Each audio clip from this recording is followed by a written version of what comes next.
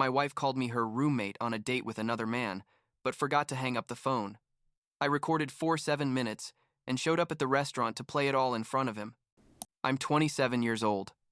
I work in it, and 4 months ago I found out my wife was cheating on me in the stupidest and most accidental way possible. I know, it sounds like a bad movie, but I swear that's how it happened. I still have trouble processing how something so big was revealed by such a dumb mistake on her part. But well, I guess that's how life works sometimes. I should start at the beginning, so this makes sense. Allison and I had been married for like 3 years.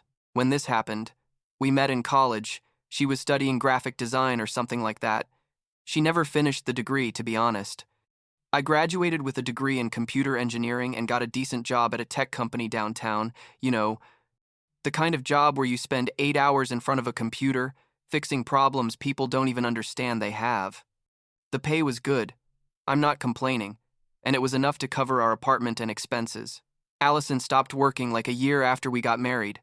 Said she wanted to focus on personal projects and maybe eventually start her own design business. And I, like an idiot, said yes, that it was no problem, that I could cover everything in the meantime. Looking back, I should have seen it coming. It's not like there were huge, obvious signs, but there were little weird things that I just ignored because, I don't know, I guess you trust the person you married, right? Like she started getting more dressed up, like more elaborate makeup and new clothes that I don't remember seeing her buy. When I'd ask her, she'd say they were things she had stored away, or that she'd gotten on sale. She also started going out more, supposedly to see friends or run errands that would take hours.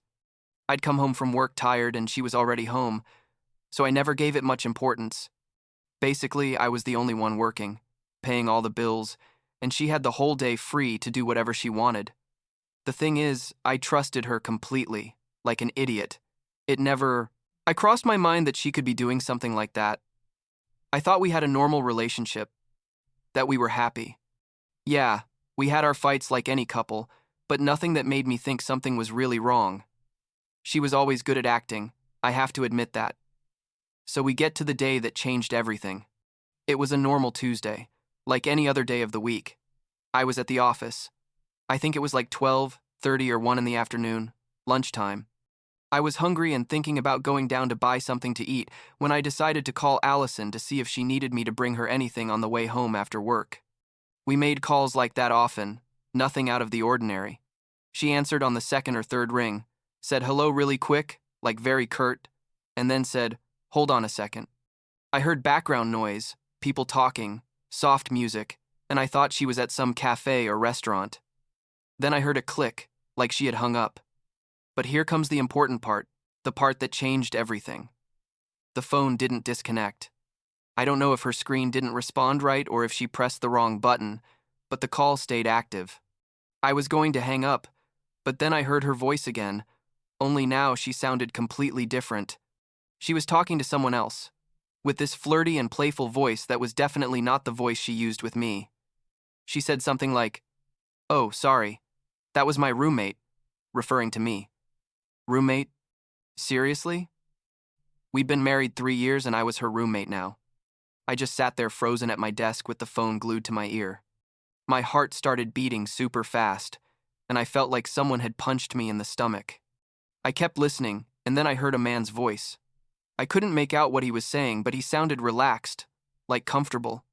Allison laughed, that fake laugh she does when she's trying to impress someone, and they started talking about, I don't know what things.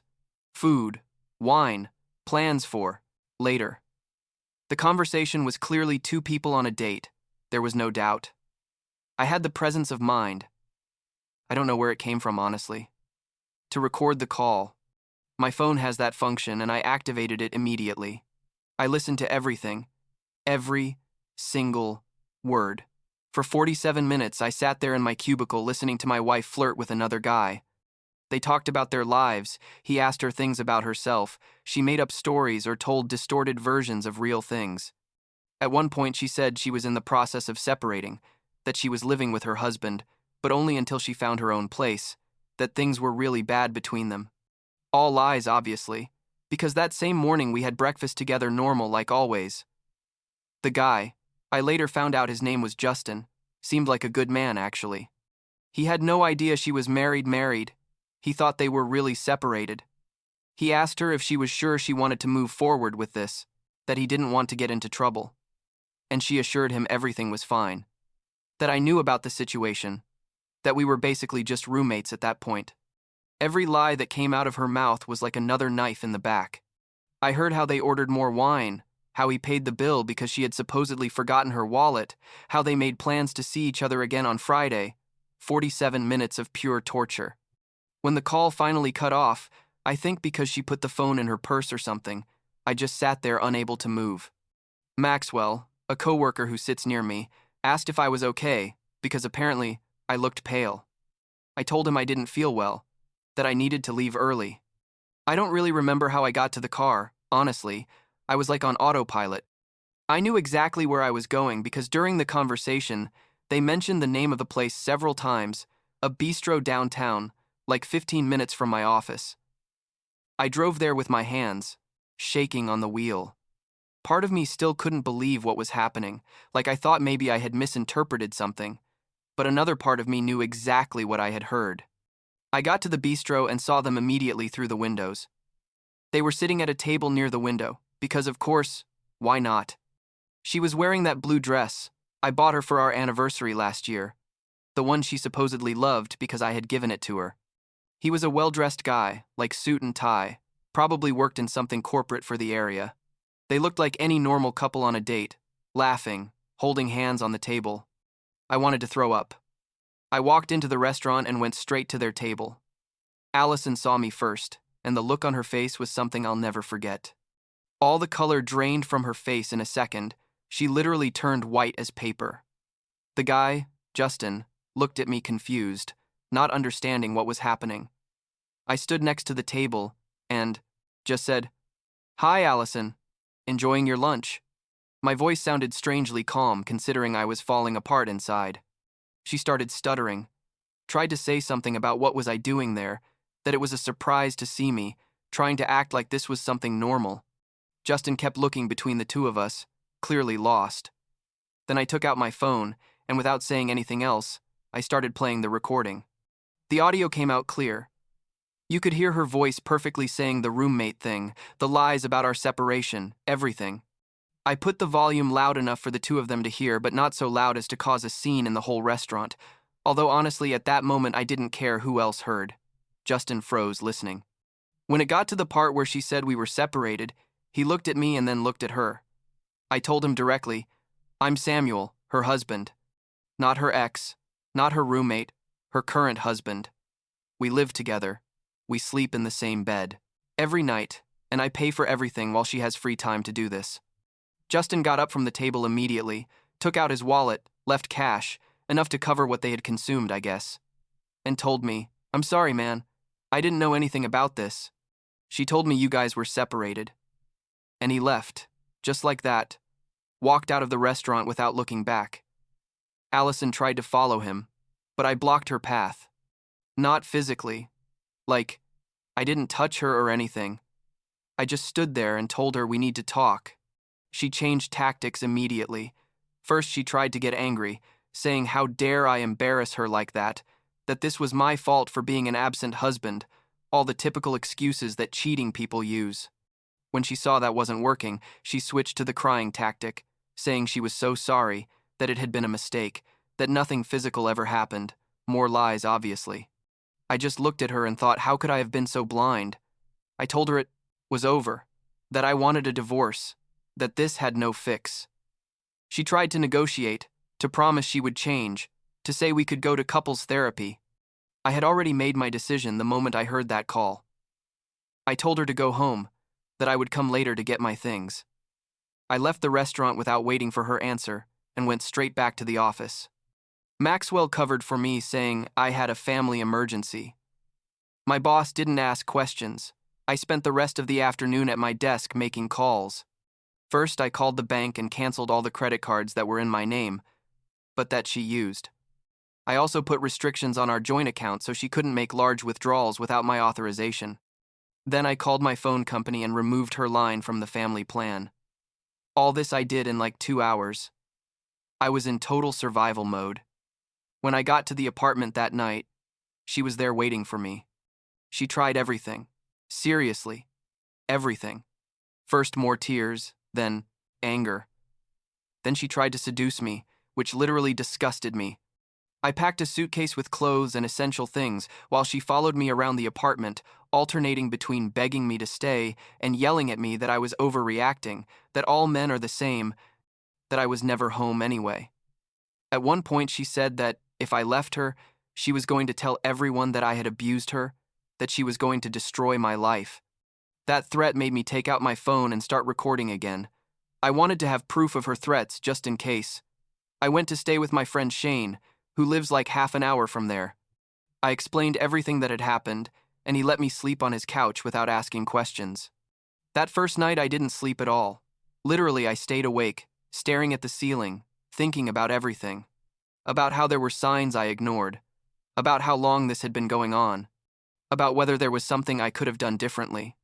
The answer to that last one is no, honestly. I didn't do anything wrong. She just decided to be a horrible person. The next day, Allison started her destruction campaign. She called all our mutual friends, my family, her family, telling them her version of the story where I was the villain. According to her, I had abandoned her out of nowhere. I had cut off her access to money for no reason. I was an emotionally abusive husband, all lies. Some believed her, especially her family, who had always spoiled her in everything.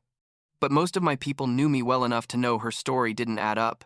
And when I showed the recording to the ones who really mattered, it became clear who the liar was. I hired a lawyer that same week. The initial consultation cost me like $1,500, but it was worth every penny. I showed him all the evidence I had, the 47-minute recording, the text messages I found later checking phone records, everything. My lawyer said that with that evidence, the divorce was going to be relatively simple, and that I had good chances of not having to pay alimony or anything like that, considering she hadn't worked by choice, not because of inability. They served her divorce papers like 2 weeks after I left the apartment. Until that point, I had been paying rent, because technically, it was still my contractual responsibility, but I made it clear through my lawyer that was going to end soon. She went hysterical, started bombarding me with calls and messages that I didn't answer. My lawyer told me not to talk to her directly, that all communication had to be through lawyers, so that's what I did.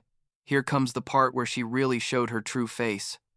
One day I went to the apartment with Shane to pick up more of my stuff, things I had left because they didn't fit in the suitcase the first time, like my PlayStation, some books, stuff like that.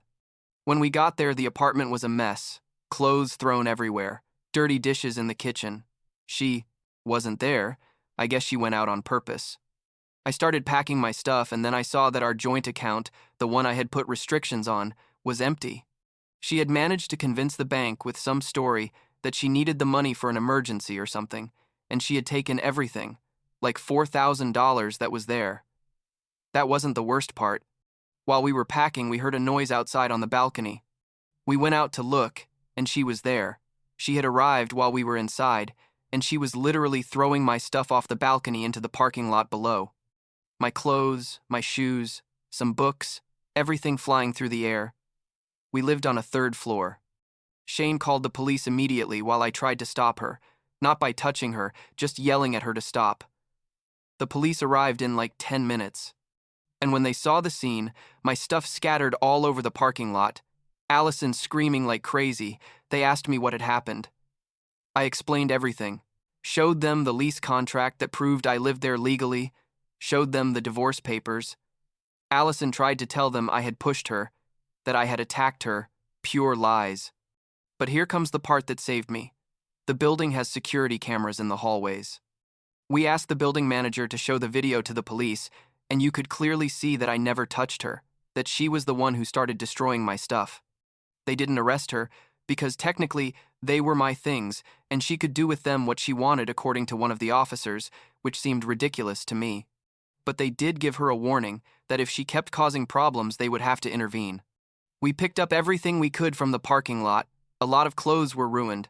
My laptop had a broken screen. It was a disaster. After that, I asked my lawyer to speed up the divorce process as much as possible. Then, something unexpected happened. Justin, the guy from the restaurant, contacted me. He managed to find my information on social media, I guess.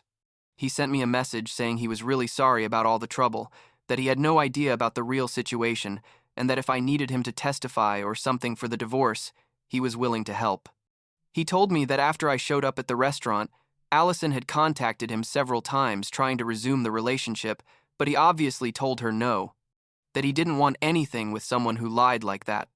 He sent me screenshots of the conversations he'd had with her before and after our encounter at the bistro, conversations where it was super clear that she had told him we were separated, that the divorce was already in process. All lies. I passed all that information to my lawyer, and that basically sealed the case. The divorce process took like 4 months total, which my lawyer told me was relatively fast. Allison tried to fight for alimony, for half my savings, for everything she could. But, with all the evidence of her infidelity, plus the fact that she had emptied our joint account without permission, plus Justin's testimonies, plus the building security video, the judge basically told her she had no case. In the end, she got nothing except the car that was in her name, which I had bought anyway, but whatever. I didn't have to pay alimony or anything. The apartment was only in my name, so she had to leave. I heard she went to live with her mom, but honestly, I don't care.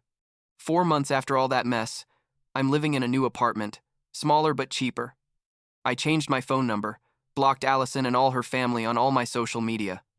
I lost some friends in the process, people who decided to believe her or who just didn't want to get into the drama, but the people who stayed are people who are really worth it. Maxwell from work is still a good friend, Shane obviously too. My family supported me completely when I showed them the proof of what had happened. Do I feel good? I don't know, it's complicated. There are days when I feel relieved, like I took a huge weight off my shoulders. Other days I feel empty. Not sad exactly, but kind of disillusioned with everything. I was married to someone who turned out to be a completely different person from who I thought she was. That makes you question everything. You know? Like my judgment is worth nothing. But I guess that's part of the recovery process or whatever. The ironic thing is, the last time I heard from Allison was like a month ago. She sent me a message from a friend's number asking for forgiveness, saying she was in therapy, that she had realized her mistakes. All the typical manipulative garbage. I didn't answer. I took a screenshot of the message and sent it to my lawyer just in case, but I didn't respond. There's nothing she can say that I'm interested in hearing at this point. The divorce is finalized, she signed all the papers, there's no legal connection between us anymore. That part of my life is closed. Last week, Shane asked me if I was ready to start seeing other people, like dating apps or whatever. I told him not yet, that I needed more time to process all this before even thinking about another relationship. And it's true. I have no interest in that right now. I'm focused on my work, on rebuilding my savings, on enjoying the peace of mind that comes from not having constant drama in my life. It's weird, the apartment feels more like a home now being alone than when I lived with her. There's no tension, no lies, no having to be careful about saying or doing something that might cause a fight. Just me, my routine, my quiet and boring but honest life.